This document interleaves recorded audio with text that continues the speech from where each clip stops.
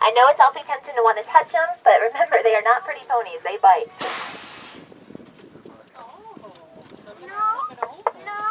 Alright, so actually up here we have all of our females coming up first. The one right by my window is named Mirage. The one that's a bit further off there, and let's see if she'll smile for us. She usually does. Is actually named Spectrum. And we also have Vision over here with the brown on her. There she is, smiling a little bit. You guys see that? So we have Spectrum and Vision standing a bit further off. The one that just walked right up to the front here is also smiling for us with those big old teeth. It's our zebra stallion. His name is Diligence. He's the one that started that smiling trick and then taught it to everybody else. The one that made her way over to the opposite side of the vehicle here is a young female named Prism. And also, guys, the baby zebra that's in between those two closer in the back is named Perception. Perception there is only about 6 months old. Now, guys, the first question I pretty much always get about the zebras, I want to ask you guys. So look real close and what do you think? Are they white with black stripes or black with white stripes? There is an answer. Here's a couple half and half. So let me give you guys a big clue. Look at their noses. They are black with white stripes, yeah. That nose gives them away because that's an area of their bodies they just don't have fur growing. So you can see their skin, which is black. Under their fur, zebras are completely black. One other kind of cool thing to look for on is if you guys look above their front legs. You see where their stripes come together right there? That's where it makes it easiest to see. The stripes are different on each zebra, kind of like their own fingerprint. And we just think that makes it easier for them to tell each other apart. Yeah, we have a little bit of a disagreement going on over here about who gets the cookies first. But you guys will notice, I was talking about how they have black with white stripes. You see the baby zebra has brown-colored stripes. That's just because she's young. Zebras are born with a cinnamon brown stripe, and they gradually darken to black as they age. And we just think that helps them to camouflage better, because when they're babies, they're a lot more susceptible to predators. And one other thing, you notice the zebra, kind of right in the middle over here on this side, does have a pretty big belly. That's because she is expecting. But she's got a while before she's going to be due. Typical zebra gestation is 13 months long. Over a year they carry the babies, poor things. And since they hold them so long, those babies are huge when they're born. They typically weigh in at 70 pounds at birth. And if you ever want to feel sorry for an animal, let it be a female zebra, seriously, because a day after she gives birth, she is able to get pregnant again, and most of them do. Yes, guys, squirrels are cool. I'm also going to throw out there's a whole herd of zebras right here. Just saying. Alright, guys, we're going to go ahead and pull forward and visit some of the other animals out here. Now, I hope you guys like zebras, though. These guys are definitely the cookie monsters and do tend to follow me throughout a lot of the tour, so here we go. We just passed by on the left side is named Chobi. The one that's standing right in the road in front of us here is Samboro. And the guy with the really big horns kind of in the middle here is Kamango. I gotta say, my favorite thing about these guys is that stunning facial pattern. Because when they look straight at you, don't they look like they have a black face with a white butterfly on their foreheads? And if you look at that and think, you know, that looks familiar, you probably have seen it, because that is used in a lot of African artwork, especially on things like shields, masks, pottery, all over the place, though. You will also notice that these animals have those perfectly straight horns. So whenever they turn their heads to the side, it looks like they have just one straight horn sticking up there, kind of like a unicorn would look like. A lot of people think these animals are responsible for that unicorn legend. And in fact, whenever they were hunted in the past, those horns were sold as unicorn horns for lots and lots of money. Now these guys here are desert creatures. They are native to the Kalahari Desert of South Africa. One of their best adaptations are their feet. Take a look at the cleft in the hoof and how it goes way up into the white part of their ankles. When these guys are running through the sand, their hoof spreads out a lot and it distributes their weight kind of like a snowshoe would. So instead of sinking in the sand, these guys walk right on top of it. It makes it way easier for them. Also, guys, take a look at the top of the hill on the opposite side real quick. You're going to see another type of African mountain goat known as Awadad. They actually have 10 that live in there, and right now they're pretty easy to spot because they're right up against the top of the hill. But when these guys are down here on the lower section, you can imagine they blend in perfectly. Their fur is the exact same color as the dirt there, so it gives them great camouflage. You will notice that out of our 10, though, we do have a bunch of babies. You see the one standing by the tree just around their feet? We actually have a pair of twins standing there. Those guys are just a couple months old.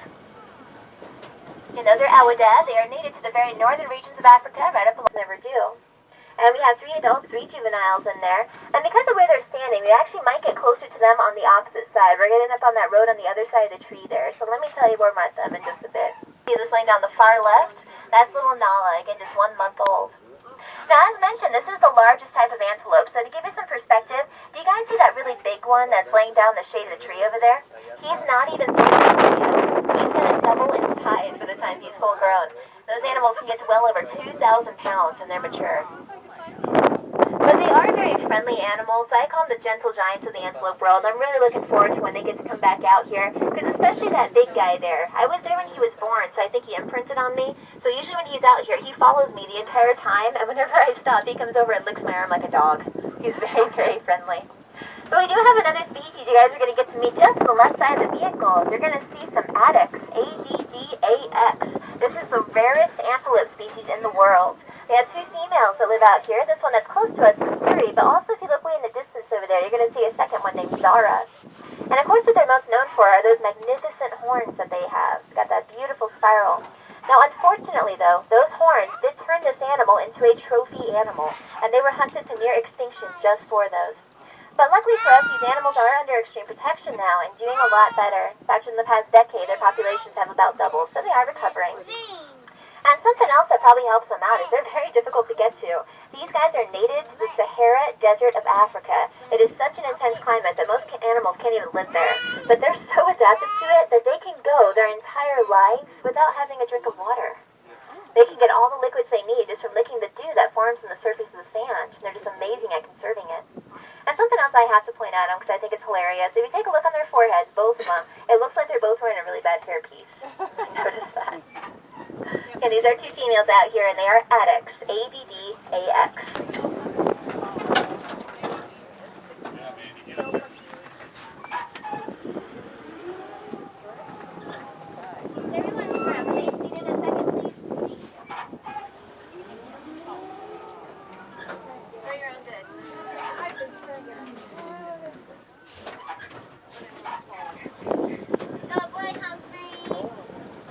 And remember guys, he is perfectly safe to interact with, just like the giraffe. This fella cannot bite you, so you don't have to worry about that. And again, your last chance to feed an animal.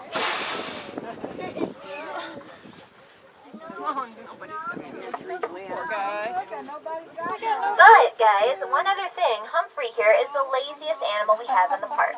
And he does not put any effort into this. He expects you to do all of the work. So if anyone does have a carrot and you still need to feed him, come on down to the front. He is not going to go to you. You have to make the effort to come up here to get to him. So come on down if anyone has something. He'll be very happy if you feed him.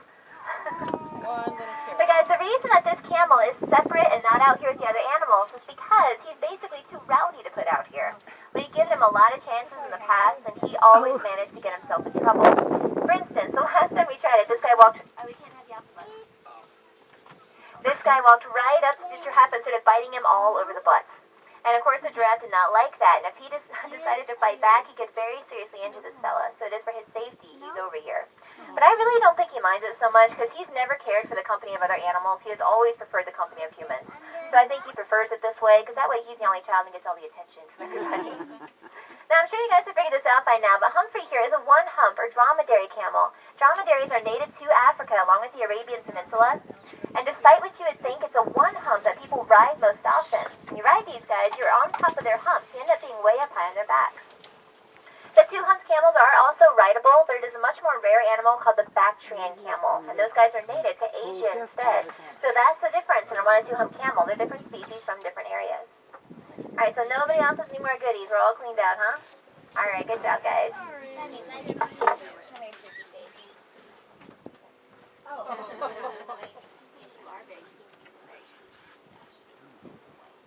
And one other thing, guys, I'm sure all of you are taught growing up camels store water in their humps. I sure was. It's actually not true. It's a myth. What it is in a camel's hump is fat, not water. And the fat makes it so he